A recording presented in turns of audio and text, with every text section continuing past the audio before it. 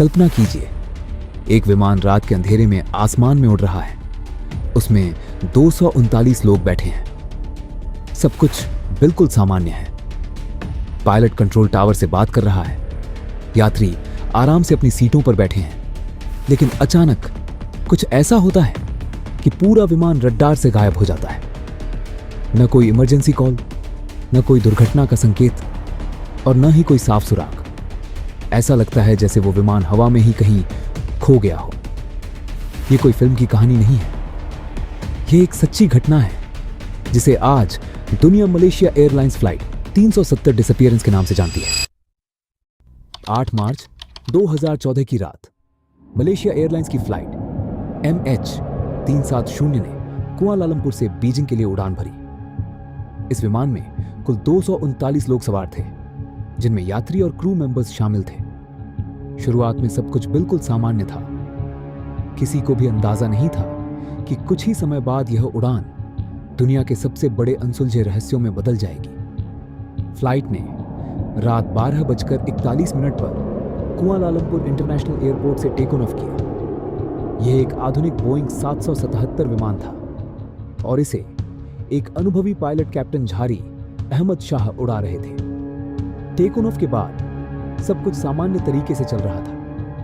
विमान अपने तय रास्ते पर मलेशिया के हवाई क्षेत्र से निकलकर वियतनाम की दिशा में आगे बढ़ रहा था। एयर ट्रैफिक कंट्रोल के साथ संपर्क भी बिल्कुल ठीक चल रहा था।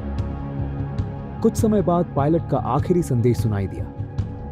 उन्होंने शांत आवाज में कहा, गुड नाइट मलेशियन 370। यह एक सामान्य संदेश था जो पायलट तब बोलते हैं जब विमान एक हवाई क्षेत्र से दूसरे हवाई क्षेत्र में प्रवेश करता है। लेकिन किसी को यह नहीं पता था कि यही उस फ्लाइट का आखिरी संदेश बन जाएगा। उसके बाद अचानक विमान से संपर्क टूट गया। रडार स्क्रीन से विमान गायब हो गया। न कोई रेडियो कॉल आया और न ही कोई इमरजेंसी सिग्नल मिला। ऐसा लगा जैसे आसमान में उड़ता हुआ वह विशाल विमान अचानक दुनिया से गायब हो गया हो। जब बाद में रडार डेटा की जांच की गई तो एक हैरान कर देने वाली बात सामने आई। विमान ने अचानक अपनी दिशा बदल ली थी। बीजिंग की तरफ जाने के बजाय वह पश्चिम दिशा में मुड़ गया और मलेशिया की तरफ वापस उड़ने लगा। उसी समय विमान का ट्रांसपॉन्डर भी बंद हो गया, जो आमतौर पर विमान की लोकेशन और पहचान को प्रसारित करता है। इसके बंद हो जाने के बाद विमान को ट्रैक करना बहुत मुश्किल हो गया। जब फ्लाइट अपनी मंजिल तक नहीं पहुंची तो तुरंत एक बड़ा अंतर्राष्ट्रीय खोज अभियान शुरू किया गया। दुनिया के 26 से ज्यादा देशों ने इस मिशन में हिस्सा लिया। जहाज, विमान और सैटेलाइट तक इस खोज में लगाए गए। खोज का क्षेत्र धीरे धीरे हिंद महासागर तक पहुंच गया। कई महीनों तक समुद्र के विशाल हिस्सों को खोजा गया, लेकिन विमान का कोई बड़ा हिस्सा नहीं मिला।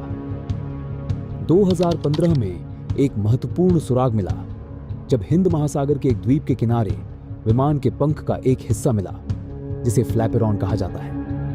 विशेषज्ञों ने जांच के बाद पुष्टि की कि यह हिस्सा MH370 विमान का ही था।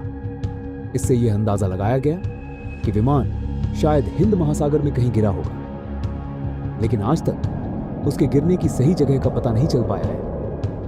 आज भी इस घटना को लेकर कई तरह की थ्योरी सामने आती है।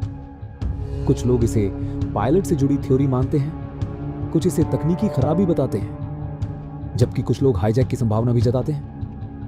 लेकिन अभी तक इनमें से कोई भी थ्योरी पूरी तरह साबित नहीं हो पाई है। 239 लोगों से भरा एक विमान और एक ऐसा रहस्य जो आज तक पूरी दुनिया के लिए अनसुलझा है। शायद आज भी उस विमान का सच हिंद महासागर की गहराइयों में कहीं छुपा हुआ है।